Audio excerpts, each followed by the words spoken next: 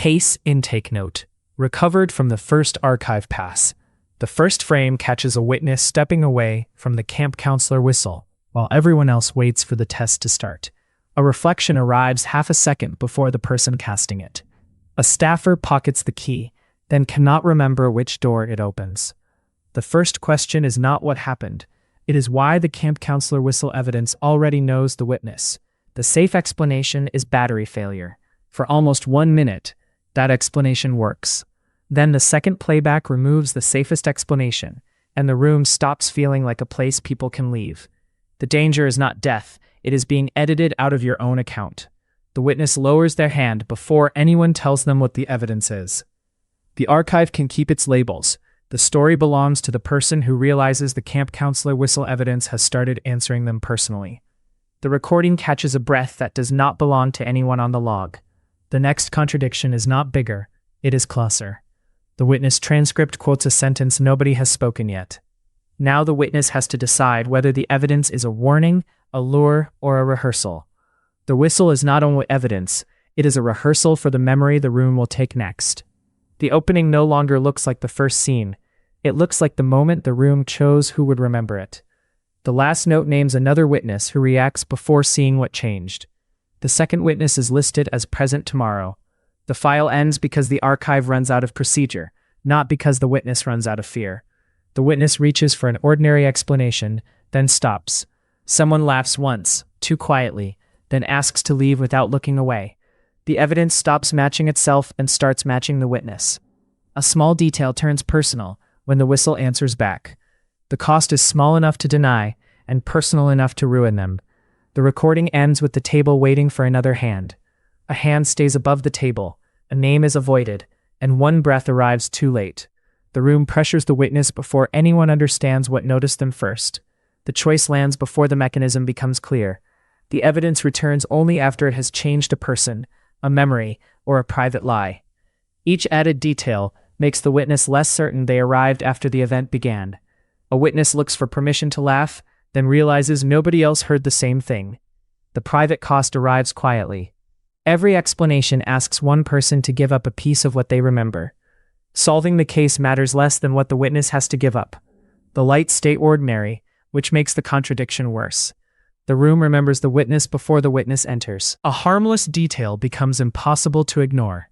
Final packet is small enough to ignore, and the witness repeats the wrong date and starts crying before they understand why. The file has found the person it wants. The final ordinary sound is not a scream.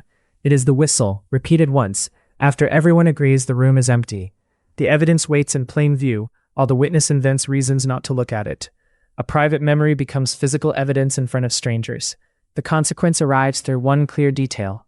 A light flickers once, then holds steady as if someone has warned it. Ordinary procedure fails because a person changes before the evidence does. Radio bleed from another room would be comforting if it explained the timing. It does not, because the evidence is sealed, but the seal is warm. The file tries to stay procedural, but someone has to choose whether to trust their memory or the object in front of them. That is where the horror leaves the object and enters the room. The witness changes their story after touching nothing. The timestamp clicks forward in a room where every clock has been unplugged. That is the moment the evidence becomes intimate.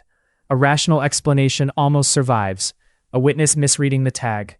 Then the clean recording keeps the damage and loses the voice, and someone in the room has to abandon the safest answer.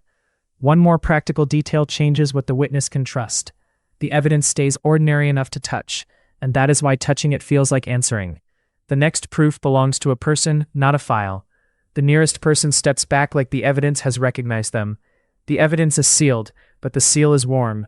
The horror keeps shrinking until it fits inside one remembered detail. The corrected copy changes first. A second silence arrives after the room should be safe. Radio bleed from another room almost explains it. Then the recording ends with the table waiting for another hand. Keep the camera on the person who tries not to react. The whistle makes the room feel chosen instead of observed. The archive can seal evidence, but it cannot seal what the witness remembers next. The safest explanation breaks in a human place.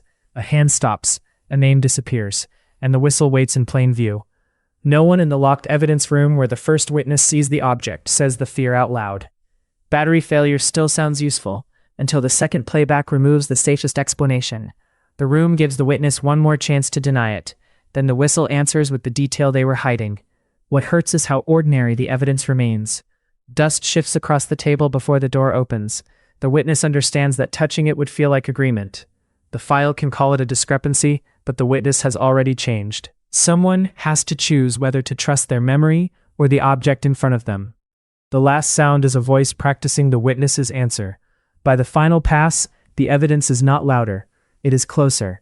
The room remembers the witness before the witness enters. Stay with the witness after the obvious explanation fails. The air has the flat, wet smell of a room after power has been off too long. The witness realizes the room knows which lie they were about to tell. The room does not become louder, it becomes more personal. Battery failure fails because the second playback removes the safest explanation. The first person in the room forgets a name they had just written down. The clean recording keeps the damage and loses the voice. A second silence arrives after the room should be safe. A witness misreading the tag almost explains it. Then the final tag is signed in handwriting the witness has not learned yet. Radio bleed from another room still sounds useful, until the witness transcript quotes a sentence nobody has spoken yet. The room gives the witness one more chance to deny it.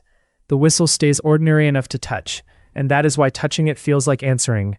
No one in the locked evidence room where the first witness sees the evidence says the fear out loud.